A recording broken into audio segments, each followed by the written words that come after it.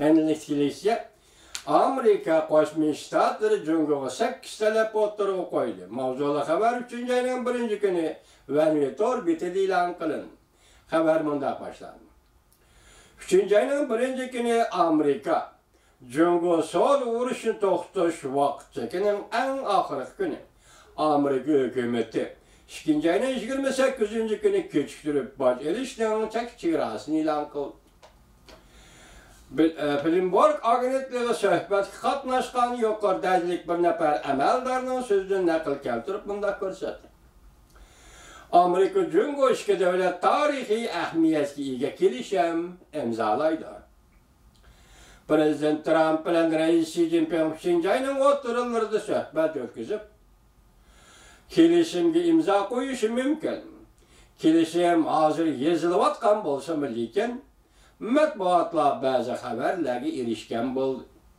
Ikki davlat o'rtasida o'rtaq tonish va nima ixtilof, o'rtaq tonish nima va ixtiloflar nima? Amerika bilan Jungo o'rtasida. Amerika kechiktirib boj olishni e'lon qildi. Bu qatam uchrashganda Prezident Trump tushuncha berish xarakterlik eslatmani bekor qildi. 27-28-kuni 1-ayning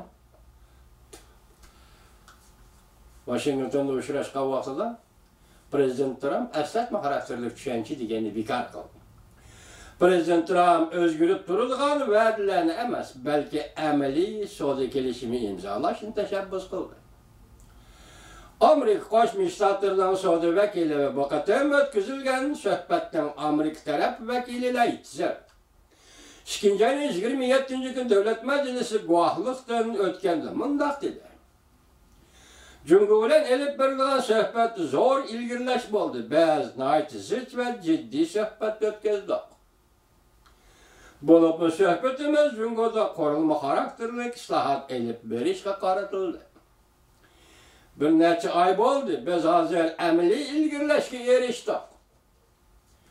Agar biz o'tmishki tirishchanliklarimiz, diqqat qilganlarimizni to'liq tamomlaydigan bo'lsak, agar biz rozi bo'lg'udak bir natijaga erishadigan bo'lsak, jumladan har turli muhim mavzular va masalalar va keyingi ijro qilish tadbirlari bo'yicha qanoat qilgudak bir natijaga erishadigan bo'lsak, Jungo tarafdan Amerika da'vatida bu gapni, undaqda biz Amerika Jungo ikki davlat savdo munosabatlarini o'zgartiradigan bir kelishim imzolay olamiz.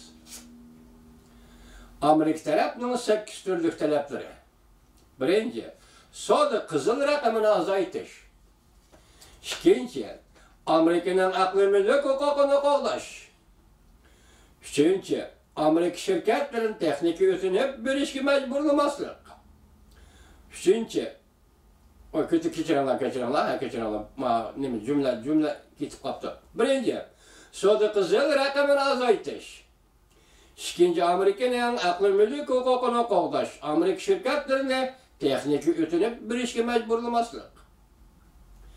Uchinchi, tamojli bajini azaytish hamda g'ayri tamojli baji qo'rg'onlarni bekor qilish kerak. To'rtinchi, ma'muriy tasdiqlashni azaytish. Jumladan Amerika shirkatlarini o'z ichiga olgan chet el shirkatlarini kamsitish, siyosatlarni azaytish. Beshinchi, hukumat qo'llagan Amerika shirkatlarining savdo maxfiyatligini to'g'ri bitida o'g'irlashni to'xtatish. 6. Hukumatning davlat Amerikadagi shirkatlariga moliyadan, davlat egiligidagi shirkatlarga moliyadan qo'l qo'shib berishni va siyosatni yetakchilik qilishni o'zgartirish. 7. Xalq pulining ayrıvaşlash miqdorini kontrol qilib, tashqi savdo manfaatga erishishni to'xtatish. 8. Barliq kelishimlarni majburlab ijro qilish politsiyasi va nazorat qilish, jazolash politsiyasi bo'lishi kerak. Demak, bu gapga diqqat qiling, hozir 8 turli talab Jungo qanchasi qo'shildi, qanchasi qo'shilmaydi, oldimizda kelishim imzolaydigan vaqt, lekin eng oxirgi bir gap jazolash, mukofotlash politsiyasi va yoki nazorat qilish, tekshirish politsiyasi qurish. Buni Amerika qurish. Cumhur'un belge vədiləri icra qılandı, qınmandı, nazaret qılır. Mana bu en mühim mesele vatandaş. Bu doğruda Amerika Cumhuriyeti iki taraf reytimette süratli söhbet edip var.